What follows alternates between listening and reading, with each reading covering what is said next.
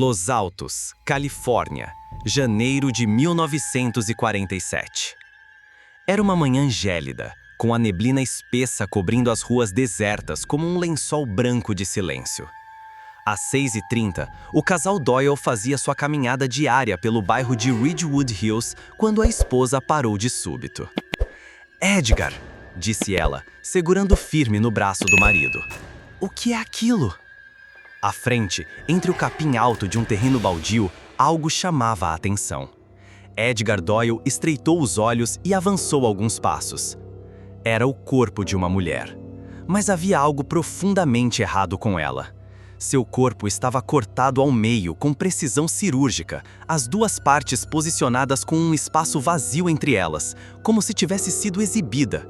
O rosto estava cortado de orelha a orelha, deixando um sorriso grotesco e eterno.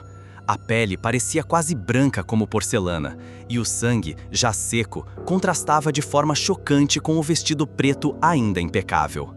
Não havia sinais de luta, pegadas ou qualquer outro vestígio, apenas aquela presença macabra. Edgar vomitou. Sua esposa gritou tão alto que vizinhos saíram às portas. Quando a polícia chegou, isolou a cena imediatamente. O detetive-chefe Thomas Rowe, veterano da polícia de Los Altos, foi chamado. E mesmo ele, com mais de 20 anos de carreira, jamais tinha visto algo tão meticulosamente cruel. "Quem faria algo assim?", murmurou ele, debruçado sobre o corpo. Na bolsa da vítima, deixada cuidadosamente ao lado da cabeça, encontraram um bilhete, datilografado, com apenas 4 palavras: "A flor precisa morrer". Ela não carregava documentos, mas uma testemunha apareceu horas depois. Uma garçonete chamada Marla, que trabalhava no bar The Velvet Rose, disse que a mulher era conhecida ali como Clara Bloom. Bonita, misteriosa, atriz iniciante, frequentava o bar sozinha e se vestia sempre de preto. Tinha algo de melancólico no olhar, como se carregasse o peso de um segredo profundo. Mas Marla disse algo ainda mais estranho. Ela me disse, uma semana atrás, que estava sendo seguida, que alguém aparecia nos lugares por onde ela passava. Um homem de chapéu cinza. Nunca falava, só observava. Thomas Rowe anotou tudo e suspirou. Aquilo estava longe de ser um crime comum. Ao anoitecer, quando o detetive voltou ao local do crime para mais uma inspeção, encontrou, no mesmo lugar onde estava o bilhete, uma única dália negra, perfeitamente fresca, recém-colocada.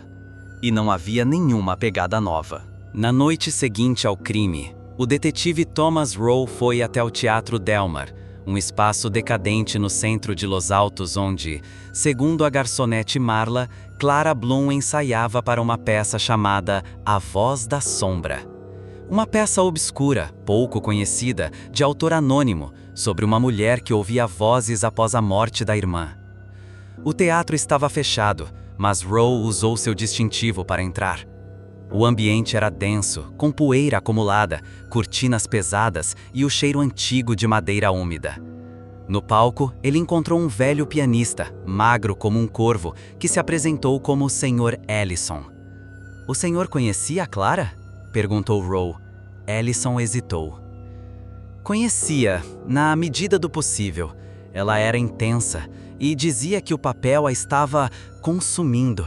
Falava sozinha nos camarins, ria para o espelho, tinha pesadelos constantes, parecia convencida de que alguém do elenco queria matá-la." "Alguém em particular?" Não disse nomes, mas escrevia, anotava tudo num caderno azul que levava sempre com ela. O detetive pediu para ver o camarim de Clara. O cômodo era pequeno, com espelhos rachados e uma cadeira de maquiagem coberta por um lençol. Dentro da gaveta da penteadeira, ele encontrou um envelope com fotos antigas. Clara com um homem, mesmo estilo de roupas, mesmo fundo de cena, sempre sorrindo, mas com um brilho perturbador no olhar. E em uma das fotos, rabiscado a caneta, lia-se: "Ele me fez prometer silêncio, mas as flores falam." No armário, o detetive encontrou o caderno azul. Nele havia páginas inteiras com frases repetidas. "Ele está perto, o homem do chapéu cinza, ele espera que eu fale." E então, quase no final, uma página solta com uma frase destacada: "O teatro é só a primeira parte, o verdadeiro palco é o esquecimento. Enquanto Roe absorvia aquilo, uma rajada de vento forte fez a cortina do palco se agitar violentamente, embora nenhuma janela estivesse aberta. O piano tocou uma nota grave, sozinho. O detetive se virou, mas não havia ninguém. Mais tarde, ao sair, viu algo na porta do teatro que não estava ali antes. Mais uma dália negra, pendurada com um alfinete, bem no centro da madeira. E ali, quase imperceptível, escrito com sangue seco: a flor se decompõe em silêncio. O detetive Thomas Roe passou a noite em claro. Espalhou sobre sua mesa as fotos, os bilhetes, o caderno azul e um mapa da cidade. A presença da dália negra aparecendo em lugares fechados o deixava inquieto. E os escritos de Clara indicavam que havia mais por trás da sua morte, algo ritualístico, encenado, quase simbólico. Às 7 da manhã, ele retornou à delegacia para pedir à equipe de perícia que analisasse as fotos encontradas. Uma delas continha uma imagem curiosa. Clara e o homem misterioso estavam de pé, lado a lado, refletidos num espelho. Mas o reflexo mostrava o homem olhando diretamente para a câmera, enquanto na foto original ele olhava para Clara. Isso não faz sentido, murmurou Roe. Reflexos não mentem, certo? Com base nisso, ele levou a imagem a um especialista em fotografia da universidade local, o professor Gerald Lang, que após examiná-la atentamente, declarou: esse espelho é do tipo veneziano antigo. Algumas dessas peças foram utilizadas em rituais de ocultismo no século XIX. Dizem que refletem intenções, não ações, como se captassem o que há por trás da aparência. Roe não era um homem dado a superstições, mas já não conseguia negar que algo estranho rondava o caso. O teatro, o caderno, o reflexo. Decidido a descobrir mais sobre o homem da foto, levou a imagem ao bar The Velvet Rose e mostrou à garçonete Marla. Ela ficou pálida. Eu já vi esse homem, não aqui, no teatro, mas nas sombras. Ele ficava nas últimas fileiras durante os ensaios. Ninguém falava com ele.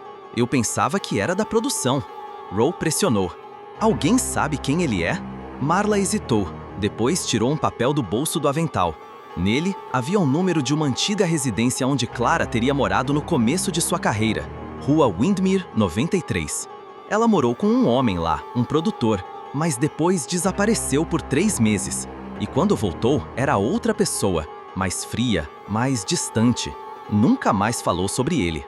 A casa na Windmere era um casarão vitoriano abandonado. O mato tomava conta do jardim e as janelas estavam pregadas. Roe teve que arrombar a porta da frente. O interior estava coberto de poeira e silêncio, mas havia móveis cobertos por panos, e no segundo andar um espelho igual ao da fotografia, alto, ornamentado, com arabescos negros nas laterais. E diante dele, um pequeno altar improvisado, velas derretidas, uma fita de áudio quebrada e, no centro do espelho, colado com uma faca enferrujada, um recorte de jornal datado de 1942, anunciando uma nova estrela do cinema, Clara Bloom, descoberta pelo produtor Adrian Kessler. Na borda inferior do espelho, algo havia sido riscado com a ponta da faca.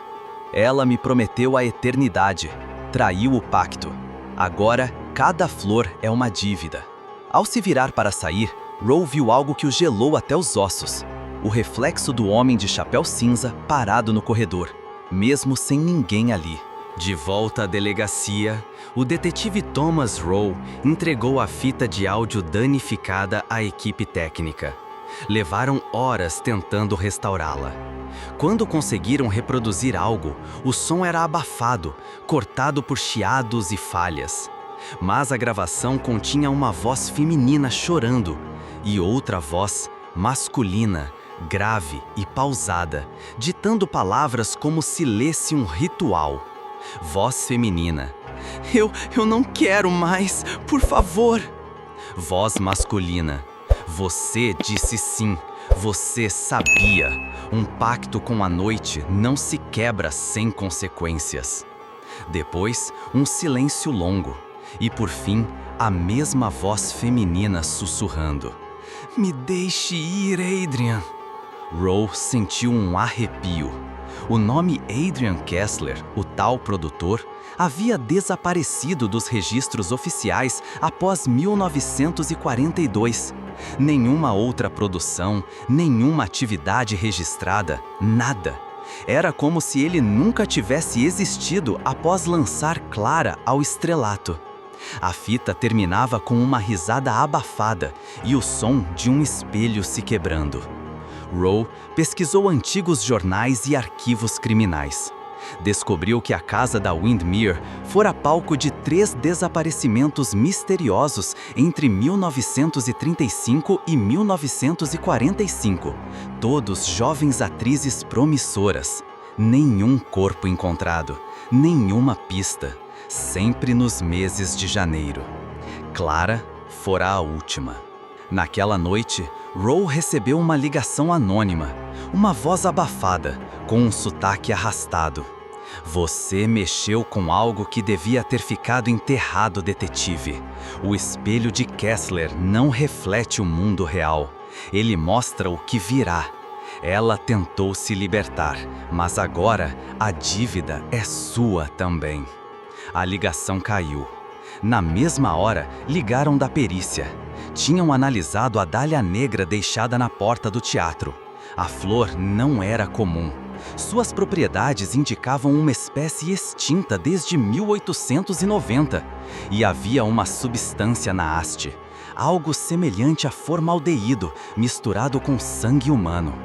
Era como se a flor tivesse sido preservada ou colhida de um cadáver. A cabeça de Rowe latejava. Aquilo já não era só um assassinato. Era uma encenação macabra, um ciclo de morte e culto que se repetia década após década, sempre com a mesma assinatura. Antes de ir para casa, ele recebeu uma caixa, sem remetente. Dentro havia um espelho de mão rachado e, colado na parte de trás, um bilhete. Você olhou demais. Agora ele olha de volta. Ao se encarar no espelho, Rowe viu o próprio rosto, mas por trás de si estava o homem de chapéu cinza, imóvel, observando. Quando se virou, não havia ninguém, mas no espelho ele ainda estava lá. O detetive Thomas Rowe decidiu se isolar. Tinha abandonado a delegacia há 3 dias. Sua casa estava com as janelas cobertas, espelhos virados para a parede, e os bilhetes, flores e fotos espalhados no chão como peças de um quebra-cabeça impossível. Ele agora sonhava com Clara, com sua voz, com a risada do homem de chapéu cinza. Mas o pior eram os reflexos. Mesmo sem espelhos, via o vulto nos vidros, nas lâminas, na superfície da água. Ele estava sempre ali, imóvel, aguardando o desfecho. Rowe passou a investigar sozinho os arquivos esquecidos da cidade e descobriu algo devastador. Adrian Kessler fora mais do que um produtor. Ele fora parte de uma seita teatral de culto à eternidade. Um grupo que acreditava que a arte poderia transcender o tempo através do sacrifício de almas em plena ascensão. Chamavam isso de o quinto ato, a parte da peça que nunca era encenada, mas selava o pacto com o público invisível, a morte simbólica tornada literal. Clara, ao que tudo indicava, havia tentado sair, quis quebrar o pacto e por isso foi punida. Mas por que agora o vulto perseguia Rowe? Em um último ato de desespero, o detetive voltou ao Teatro Del Mar, destruído por um incêndio em 1933, mas reconstruído exatamente como o original. Ali, no subsolo, descobriu uma câmera oculta atrás da parede do camarim.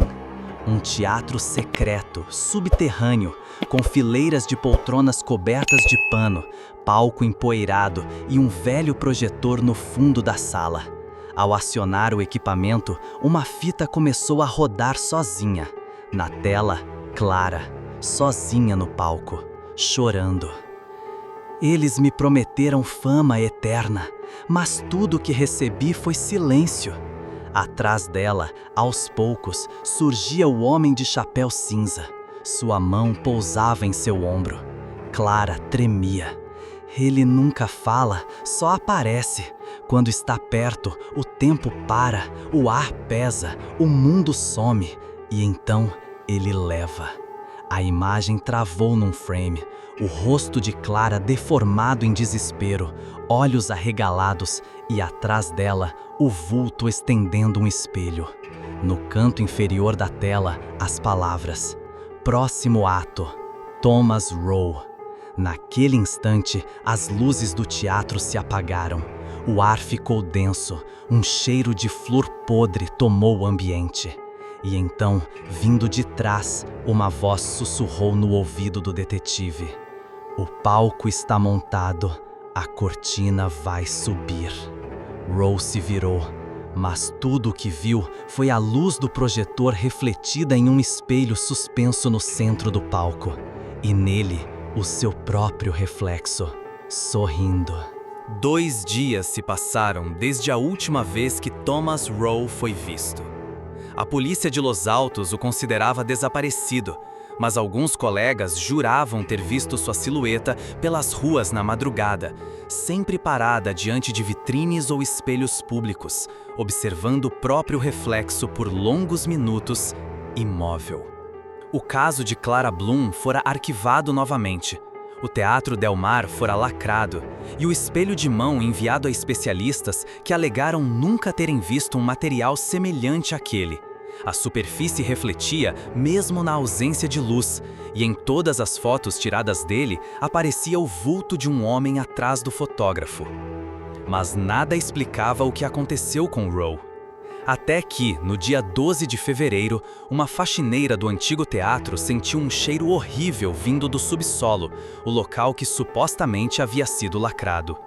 Com a ajuda de um segurança, desceu até o antigo palco subterrâneo. Lá, encontrou o corpo do detetive. Como Clara, estava cuidadosamente disposto, cortado ao meio, pálido, com um sorriso macabro rasgado no rosto. Ao lado, havia um espelho de pé, inteiro, sem rachaduras. E na moldura, escrito em algo que parecia sangue seco, ele aceitou o papel. O mais perturbador, o reflexo no espelho não mostrava a cena real. Mostrava Thomas de pé, intacto, sorrindo. Como se estivesse atuando, como se sua morte fosse apenas mais um ato no espetáculo.